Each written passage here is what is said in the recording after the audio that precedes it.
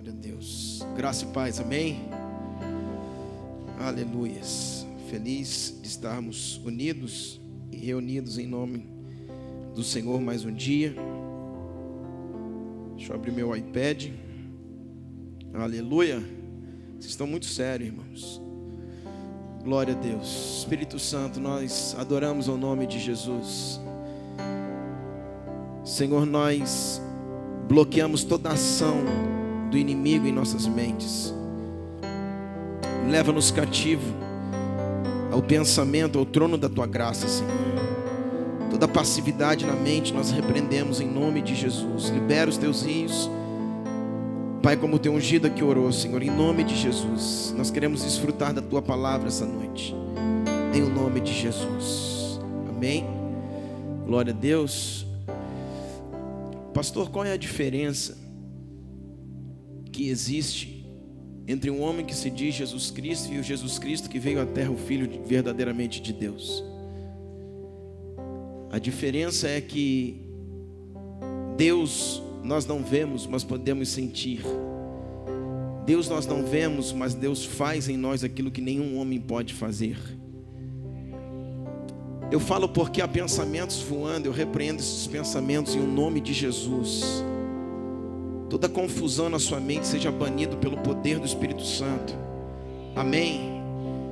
Só existe um, irmãos, e o que ele faz nenhum homem pode fazer. Amém? Essa é a diferença.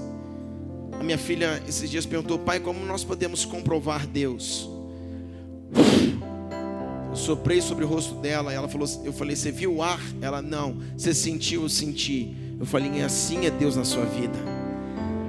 Você não pode ver, mas você sente. Você não pode ver, mas você vê Ele fazendo em ti. Amém, queridos? Glória a Deus. Abra sua Bíblia comigo. Epístola de Paulo aos Gálatas, capítulo 4, verso 19. Estamos realmente vivendo dias intensos na presença do Senhor, mas sabemos que Satanás não para também de trabalhar, irmãos. Amém? Gálatas capítulo 4.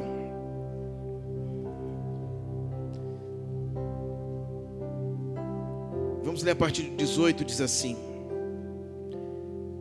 é bom ser sempre zeloso pelo bem, e não apenas quando estou presente convosco. Meus filhos, por quem de novo sofro as dores de parto, até ser Cristo formado em vós.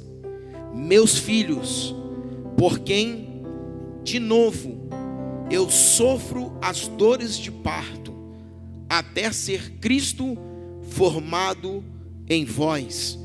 Pudera eu estar presente agora convosco, falar-vos em um outro tom de voz, porque me vejo perplexo ao vosso respeito. Aleluia.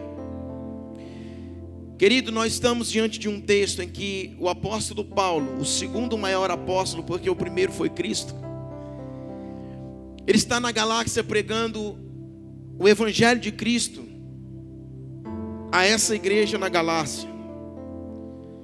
E aquele pregando, irmãos, ele chega a um momento em que ele não está mais lá.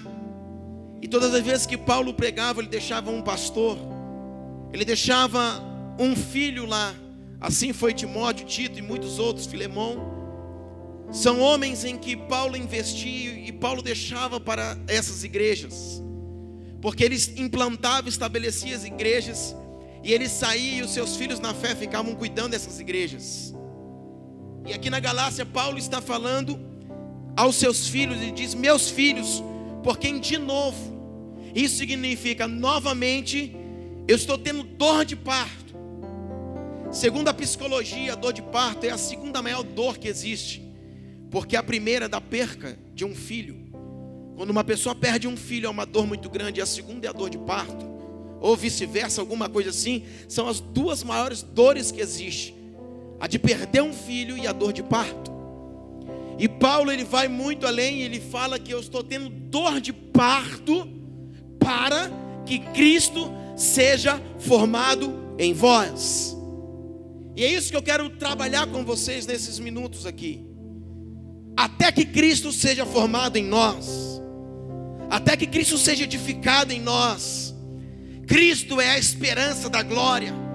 Cristo em nós é a esperança da glória. Paulo veio pregando Cristo de uma forma veemente. Quando Paulo entra em Atenas, que era a capital da Grécia, ele vai para o Areópago, e quando ele chega lá, está lá escrito uma frase grande: ao Deus desconhecido. Paulo entra e lê aquilo: ao Deus desconhecido. Paulo olha aquela expressão e ele começa a pregar para aqueles homens de Atenas, e ele diz: a esse Deus desconhecido hoje eu vos anuncio. Esse Deus é Cristo em vós, a esperança da glória. E eles começam a pregar a Jesus Cristo. Por quê? Porque Atenas era a capital da Grécia. E se nós formos olhar, irmãos, e nós vamos falar um pouco sobre isso, a Grécia é a capital das ideologias e das filosofias. Então, aonde não havia Cristo, mas havia uma filosofia ou uma ideologia, Paulo entra quebrando aquilo e dizendo: ao Deus desconhecido, hoje, atenenses, eu vos anuncio a Jesus Cristo. Por que estamos falando isso, irmãos? Eu não sabia nem desse vídeo. E é tão tremendo que o tema hoje vai nos dizer: até que Cristo seja formado em vós, em nós. Por quê? Porque nós não podemos ser mais uma igreja superficial. Pastor, mas nós estamos carregados de revelações, nós estamos carregados de palavras. Aleluia por isso. Mas não é o quanto você recebe de revelação, não é o quanto você tem de revelação, mas é o quanto você responde às revelações, é o quanto você dá uma resposta àquilo que tem recebido. Então não basta nós estarmos carregados, porque essa casa é uma casa de palavra, é uma casa de revelação, é uma casa de governo. Mas o espírito da passividade não pode roubar as sementes que são liberadas. Porque não é o quanto, hoje teve uma grande palavra, o que foi falado? Não sei. É o quanto eu entendi, e todo entendimento te posiciona. É o quanto eu estou dando uma resposta àquilo que eu estou entendendo. Então Paulo aqui está entrando num lugar de filosofia. Paulo está entrando agora no Areópago, está lá, ao Deus desconhecido. Ele falou: opa, agora chegou a minha hora. E Paulo começa a pregar Jesus Cristo. Por quê? Porque a visão de Paulo era uma. Paulo era um apóstolo que veio depois de Jesus, e ele tinha uma única visão: formar Cristo em vós, formar Cristo em uma geração. Então ele vinha pregando em Atenas, aonde a mentalidade greco-romana, falando de filosofias e ideologias, botava, sabe Deus aonde? Na inexistência, porque são ateístas, politeístas para os seus deuses, mas ateístas para o Deus dos céus. Então Paulo agora vem, irmãos, trabalhando aos seus filhos, trabalhando as epístolas, trabalhando aqueles que eles têm deixado na implantação de cada igreja. E quando você olha aqui, Paulo, irmãos, nesse momento ele está agora na Galácia, ele está falando aos seus filhos: eu estou sofrendo de novo, novamente. Eu queria estar convosco, mas não posso, porque falaria até um outro tom de voz. Deixa eu abrir um parênteses aqui. Falar em outro tom de voz. Quantos, quando nós aumentamos o tom de voz, acham que nós estamos batendo em alguém ou reprimindo alguém? Ei, aleluia. Tom de voz muitas vezes não fala, irmãos, de rebeldia nem de afronta, mas fala de autoridade. Quem tem filho sabe que você não quer pegar, matar o seu filho, mas você quer corrigi-lo porque você o ama. E muitas vezes você dá aquele brado, como eu, nada. Ele vem correndo. Eu olho para a cara dele, pode voltar, porque ele já sabe. Paulo está falando, eu queria falar em outro tom de voz, mas eu não estou convosco. Mas novamente vocês estão me fazendo ter dores de parto. Eu estou tendo dor de parto. Para quê? Para que Cristo seja gerado em vós. Igreja brasileira. Por que brasileira, pastor? É mineira? Não, sou mineiro, não, de Araguari. Não é isso. Eu reporto-me à igreja brasileira. Eu estou falando com a igreja do Brasil e das nações. Porque amanhã nós somos a igreja do Brasil, mas amanhã seremos a igreja das nações. Por isso, igreja brasileira que me ouve, nós estamos diante de um contexto mundial, de um contexto global, aonde nós precisamos gerar Cristo em nós, produzir, edificar Cristo em uma geração. Não podemos ser uma igreja superficial, uma igreja que por qualquer coisa estamos abandonando o cajado, estamos abandonando o evangelho. Não. A profundidade pela qual o Senhor quer nos levar, com tantas palavras e revelações, é para sermos como a palmeira. Como é a palmeira, pastor? A palmeira diz que por tantos anos, talvez 10, 15 anos, ela vai crescendo para baixo. Depois disso, que a sua raiz está tão profunda, ela começa a crescer para cima. Vem os ventos, ela faz assim, ela balança, mas a sua raiz é profunda. Chegou o tempo da igreja brasileira ser profunda. Um dos escritores americanos, quando perguntaram a ele, como você vê a igreja brasileira? Ele falou, eu vejo como uma piscina muito grande. Aí os brasileiros ficaram animados. Mas como essa igreja, eu vejo uma piscina muito gigantesca, muito grande, tá? Mas a profundidade muito rasa.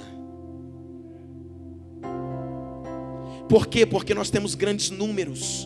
Talvez maior que a Europa, maior que a América. Mas ele dizia que é raso. Por quê, irmãos? Porque muitas vezes nós estamos acostumados a vir à igreja, a estar aqui aos domingos, talvez venha mais um dia, mas nós não crescemos como a palmeira muitas vezes. É crescer para baixo, é ter uma intensidade, é provocar em nós uma raiz profunda, que seja qualquer coisa que nos aconteça, nós nos tornamos inabaláveis em Deus. Por quê? Porque Cristo em nós não se trata mais apenas de nós entendermos quem nós somos em Deus, mas se trata de aquilo que somos ser espelhados a uma geração. Por quê, pastor? Porque a terra está sendo tomada dos muçulmanos. Você sabia disso? Segundo as estatísticas, para que uma cultura se perdure dentro de uma geração, nós precisamos ter 2,11 filhos. E cada dia mais as nações da terra têm menos filhos. Para quê? Porque o custo está alto, porque é difícil, porque há perigo, porque há isso, porque há aquilo. Então, se nós tivermos de 2 a 3 filhos, nós conseguimos segurar uma cultura. Mas quando nós olhamos hoje, já há países que está sendo proibido ter filhos. E nós olhamos para nós, a nossa cultura hoje é de 1, 2 no máximo. Mas os muçulmanos estão tendo 8 a 12 filhos, para que a cultura do Islã seja emplacada dentro deles, e eles saiam dali como tochas, tocando fogo no mundo e pregando o Islã, estabelecendo o islamismo na terra. Aquilo que você está vendo, essa sede é no Rio de Janeiro, o 666 crescendo em graça. Como o Caio Fábio também tem um movimento chamado Crescendo em Graça no Rio. Mas esse homem, porto-riquenho, ele estabeleceu a igreja lá no Rio, e essa igreja tem crescido a cada dia. Quem já ouviu falar de Lana Holden, que foi uma grande pregadora que andou por muitas igrejas? Ela também tem a igreja contemporânea, com uma outra mulher, está dentro do Rio de Janeiro, e está crescendo, já tem 5 templos. Pastor, você está assustando? Não, eu estou te trazendo uma realidade, porque Cristo em vós é a esperança da glória. Cristo tem que ser formado em nós, mesmo que nós venhamos ter dor de parto por uma geração, essa geração vai receber Cristo dentro de si. Como Paulo disse, eu me gastarei e me deixarei gastar por amor de vós. Quantos estão dispostos a se gastar? Quantos estão dispostos a se gastar? Não, terça e quinta é muito difícil, misericórdia. Estamos engatinhando então. Nós precisamos, quando Cristo for formado em nós, ter dores de parto por uma geração. Quando eu falo dor de parto, é dor de verdade. Por isso às vezes começamos alguma coisa e paramos. Começamos e paramos. É a síndrome do Éden que Adão teve. Precocemente saiu do Éden. Não era tempo dele sair do Éden. Ou melhor, nem do Éden era para ter saído. E quando saiu, ainda saiu no tempo errado. Porque Deus estava começando um relacionamento com Adão. E Adão perdeu o seu tempo junto com Eva. Eles pecaram e saíram do Éden. Geraram um filho precoce que foi Caim, por isso matou Abel. Tudo precoce.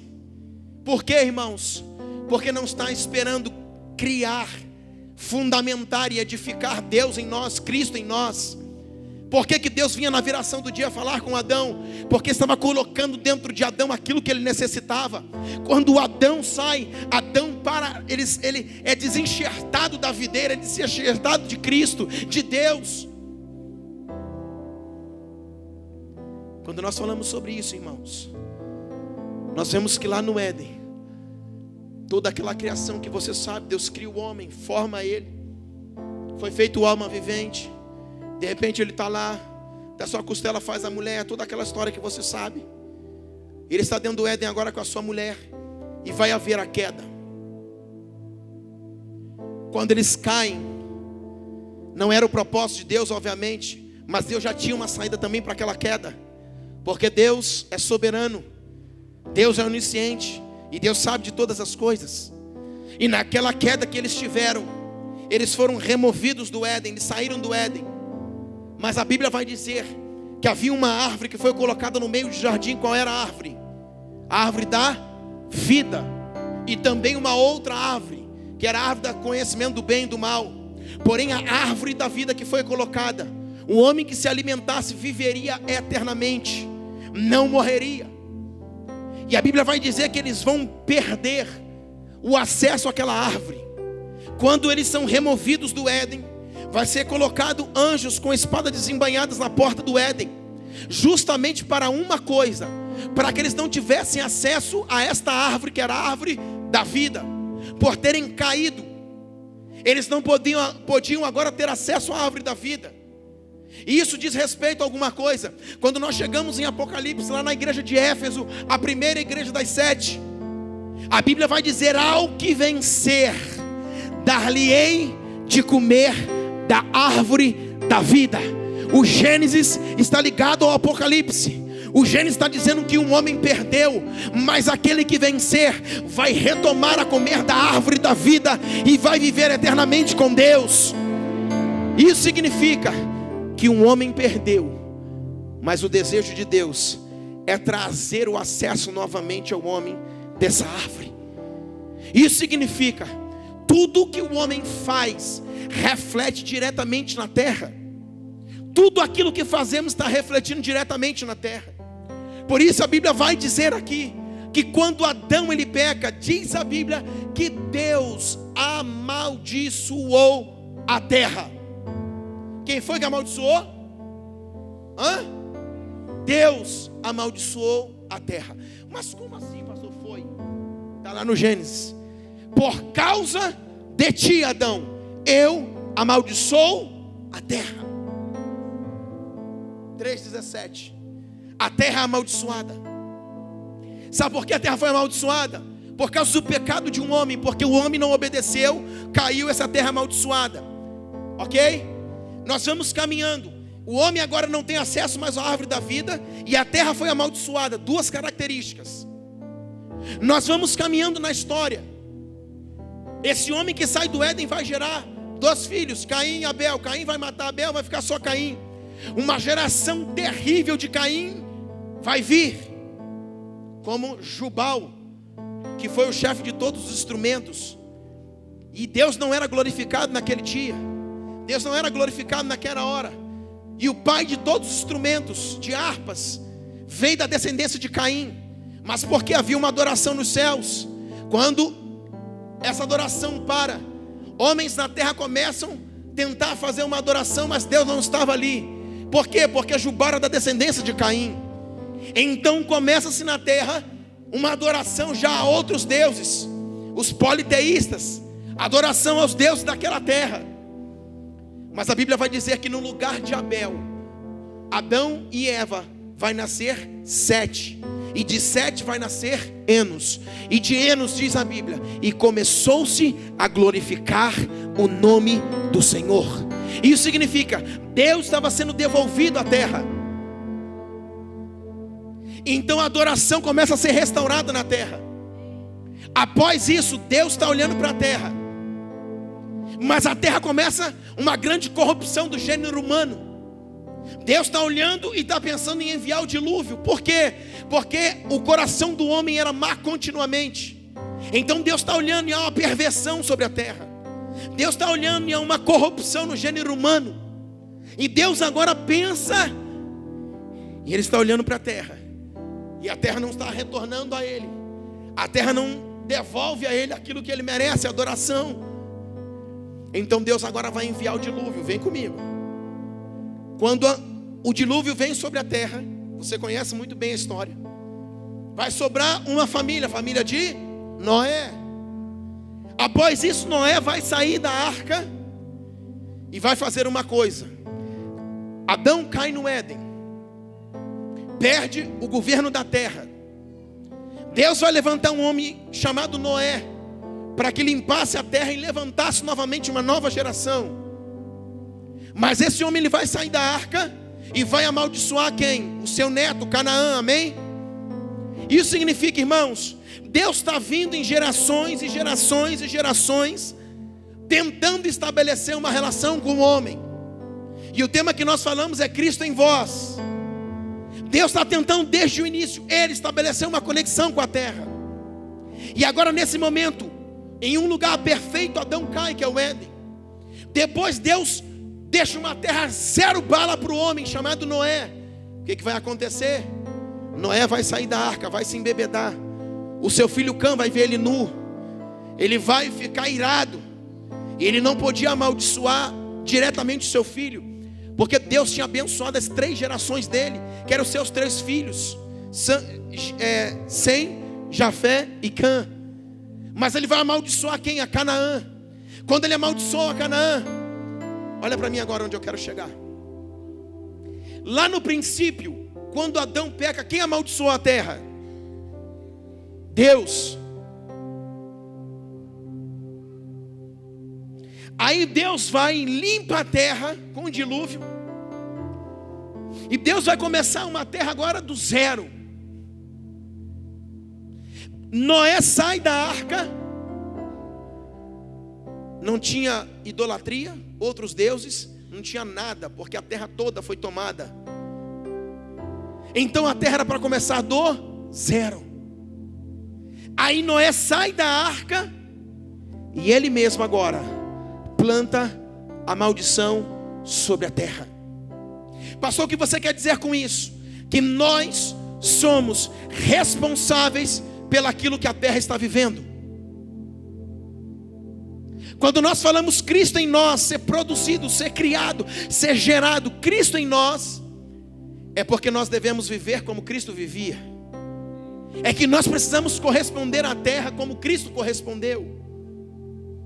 Quando nós olhamos essas 2 gerações que foi de Adão, aliança adâmica e noélica, são 2 alianças. E nessas 2 alianças, um está caindo, Deus amaldiçoa a terra. Mas agora Deus quer remir a terra através do dilúvio. Deus vai remir, vai limpar a terra através do dilúvio. Mas depois de limpar a terra, o próprio homem agora, que Deus quer estabelecer como cabeça e como governo, ele vai e amaldiçoa o seu neto, dizendo que toda uma geração que saia dele está sendo amaldiçoada. O que isso significa para nós? Que um dia Deus amaldiçoou, mas o outro dia Deus limpou a terra. Mas no outro dia, o homem que era o reflexo da glória de Deus, a coroa da criação, ele está agora, ele mesmo, plantando a maldição sobre a terra. Pastor, o que você quer dizer com isso?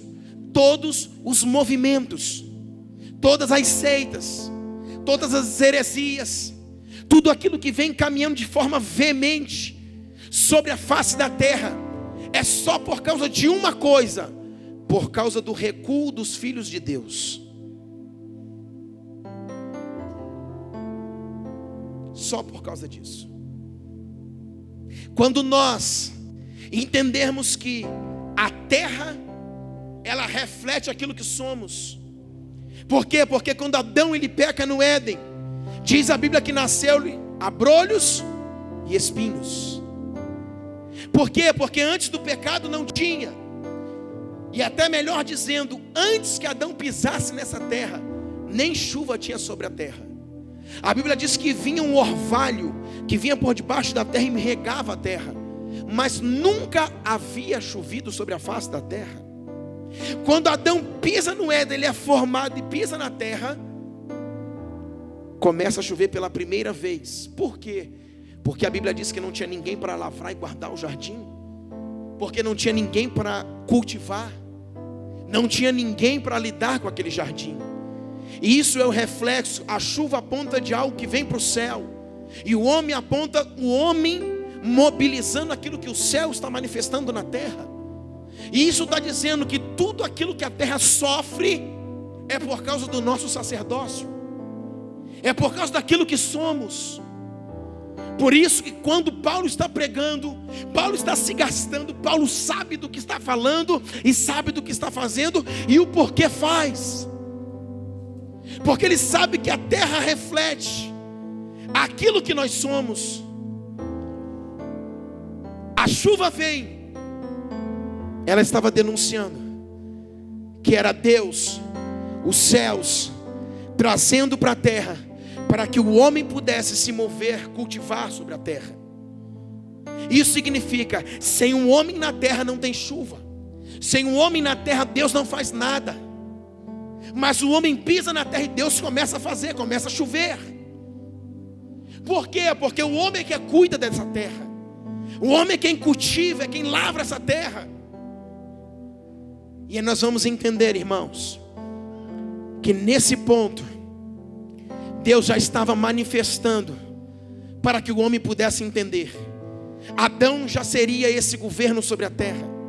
Adão já estaria ali quando Deus entrega para lavrar e guardar o jardim. A chuva começa a cair, ele começa a dar nome aos animais. Isso significa, Deus havia falado para ele: domine sobre essa terra.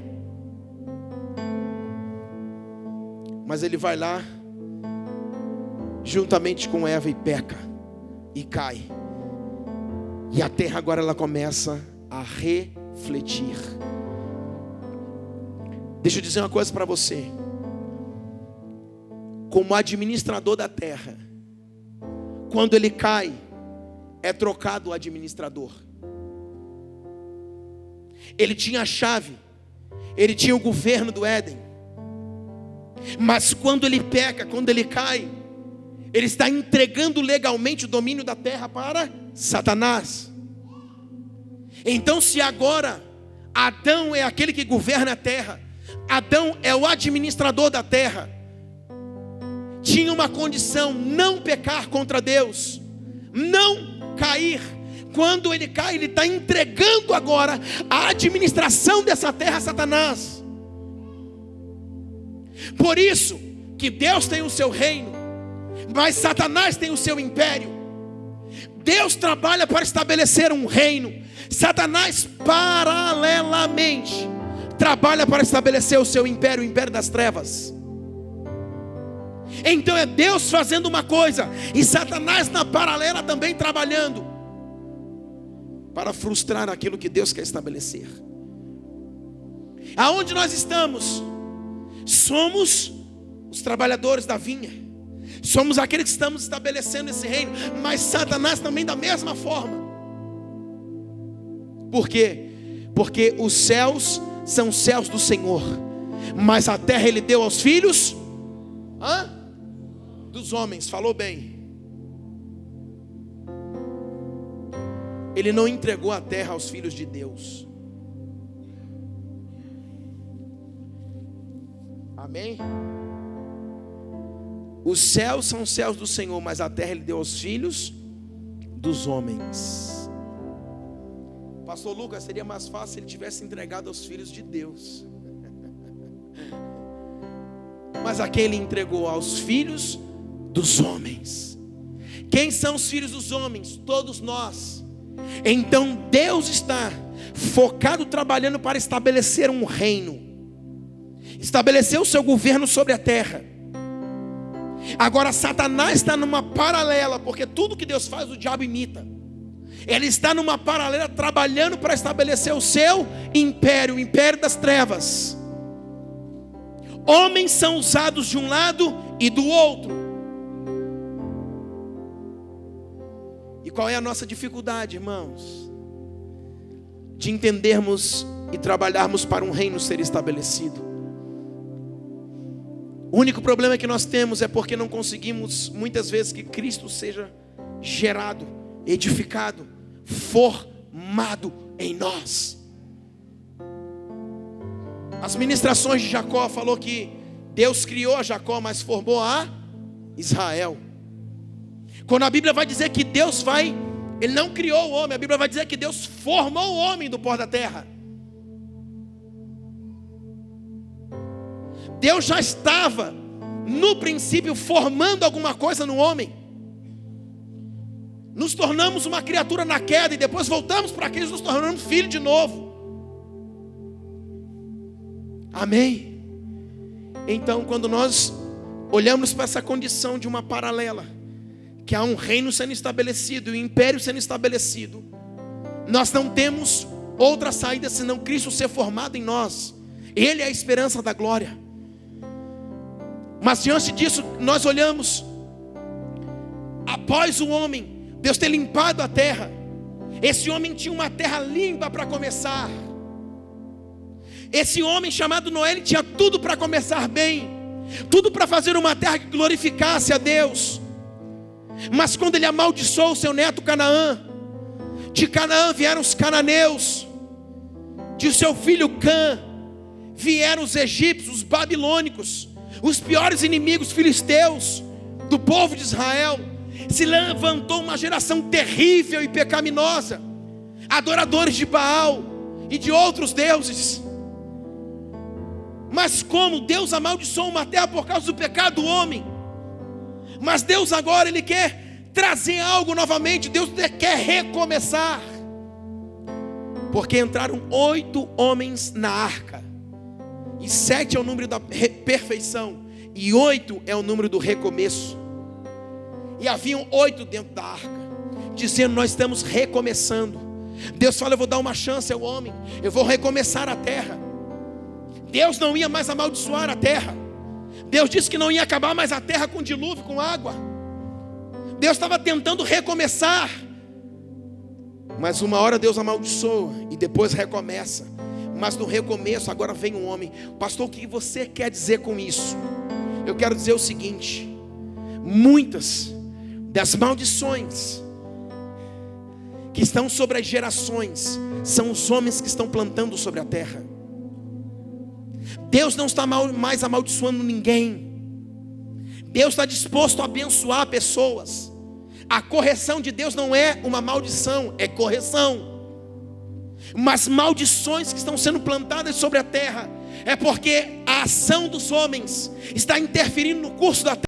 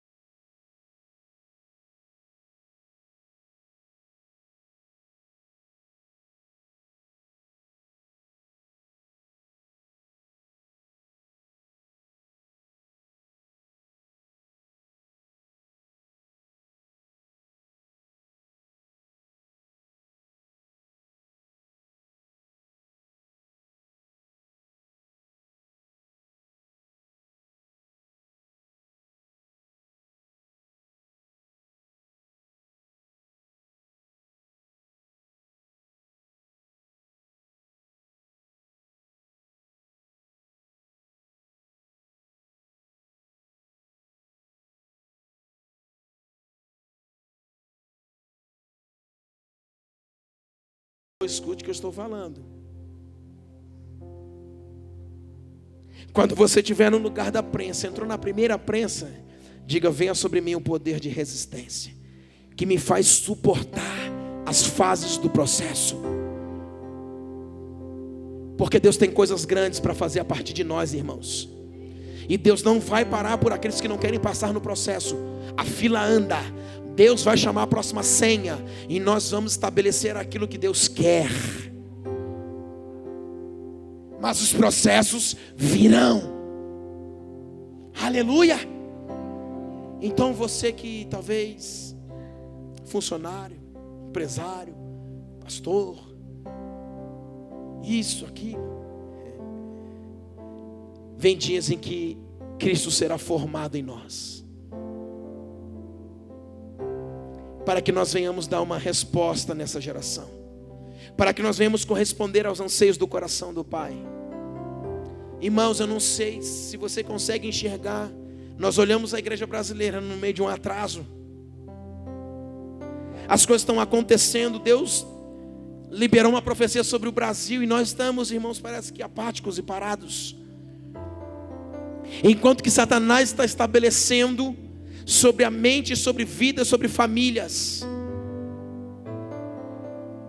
Há grandes seitas e há grandes movimentos crescendo no Brasil, e trabalhando a partir do entendimento. Por isso, nós somos uma geração que amamos o Espírito Santo, que queimamos por Ele, que viemos na nossa oração, que viemos aqui nos jovens e queimamos e pulamos, mas principalmente nos posicionamos em entendimento. Por quê? Porque até que Cristo seja gerado em nós, formado em nós, nós precisamos entender os processos para passar por eles. Aquele número 666, aqui eu acabo. O número 666 vai falar sobre 666. 600 aponta para o panteão dos deuses da Babilônia. Se você pegar, a Babilônia tinha uns 600 deuses. O que você quer dizer? Para cada deus existe uma filosofia a ser trabalhada, vivida e colocada dentro dos homens. O número 660 era o número do Deus maior, e o número 6 era do Deus menor. 600 deuses, o panteão, que eram todos os deuses da Babilônia, com 60 o maior e 6 o menor, 666. Isso significa que quando nós olhamos, o cara tatua lá no braço 666, parece que está tudo bem, mas tudo bonito. Não, é uma lavagem cerebral. Por quê? Porque está sendo construído dentro daqueles homens e daquelas mulheres um entendimento sobre uma filosofia e uma ideologia satânica. Por quê? Porque quando o Apocalipse fala da Babilônia mística, não é Babilônia lugar, mas uma babilônica teórica, mística. Está falando que haviam 666, o número da besta. Isso fala de 600 deuses. Cada deus tem aquilo que ele pede, aquilo que ele quer, tem a sua ideologia de como agir, de como fazer. Por isso que a estátua de Nabucodonosor, ele tinha 60 côvados, e 60 de altura e 6 de comprimento, já era 66. E os panteões da Babilônia todos eram 600, dá 666. Sabe o que é isso? Não é o cara tatuar num braço e dizer eu sou do 666. Não, é tatuar na mente, é estabelecer uma filosofia na mente, é estabelecer uma ideologia na mente, é trabalhar uma lavagem na mente dos homens, das crianças. Para quê? Para que em vez de formar Cristo, formar uma Babilônia mística. Nós estamos numa noite esquisita hoje, hein? Veio esse vídeo, mas eu acho que Deus está trabalhando em nós. 666 não é uma tatuagemzinha, é o estabelecimento de uma cultura, é o estabelecimento de uma ideologia, é o estabelecimento de uma filosofia. Por isso, quando nós olhamos, nós estamos em uma guerra ideológica. Nós entramos em uma guerra violenta, ideologicamente falando. A Bíblia diz, Isaías profetizou que nos últimos dias eles trocariam as enxadas por alicates. Vai trocar uma arma por ferramentas, porque a arma mata, mas a ferramenta conserta. Isso significa que aquilo que nós achamos que eles vinham para matar a gente, quem está com medo dos muçulmanos matar a gente, isso é fichinha. Que se eu morrer por Cristo eu estou aqui, agora. Que entre o primeiro muçulmano, mas que ele não bote na mente do meu filho que Cristo não é o Senhor. Aleluia. A verdadeira guerra não é na carne. A verdadeira, Isaías profetizou que as espadas seriam deixadas, mas que as ferramentas seriam levantadas, porque a espada mata, é uma arma, mas a ferramenta constrói. É o tempo de uma construção ideológica nas mentes. É o tempo de Satanás estar construindo nas mentes. Por isso as nossas universidades, faculdades, colégios, as ideologias comunistas, as ideologias estão entrando de forma veemente, porque o comunismo tira Deus do centro e coloca o governo, tira Deus, diz que Deus não é a solução, mas sim a máquina pública. São ideologias satânicas, e os nossos jovens estão inseridos nas faculdades, saindo de dentro das nossas igrejas e se tornando ateístas dentro das nossas faculdades. Porque a guerra não é na carne mais, não é espada, não é como Davi. A guerra é ideológica. O 666, a ideologia satânica está construindo e costurando na mente dos nossos jovens um caminho ateísta, até que Cristo seja formado em vós. Eu oro para que Cristo seja formado e não a Babilônia mística formada na sua mente. Por isso a Bíblia vai dizer em Deuteronômio 6, aqui eu acabo: pegue o seu filho, ata sobre a sua testa os meus mandamentos, os meus estatutos. Por isso que a marca da besta do 666 não tem nada a ver com um sinal, não tem nada a ver com um chip desse mentiroso. O 666 é na mente, é o estabelecimento de uma cultura demoníaca na mente, uma cultura babilônica, mística. Por isso a Bíblia diz: ata sobre os teus filhos. Atar não é você pegar uma plaquinha, botar aqui e dizer amará o teu Deus. Não existe isso, irmãos. Quando diz atar sobre a mente, é inculcar, colocar sobre a mente do teu filho as verdades do reino de Deus. Por quê? Porque sabendo que lá na frente, quando a Babilônia mística chegar, o que está inculcado é o reino de Deus na mente dos seus filhos. Fique de pé comigo em nome de Jesus.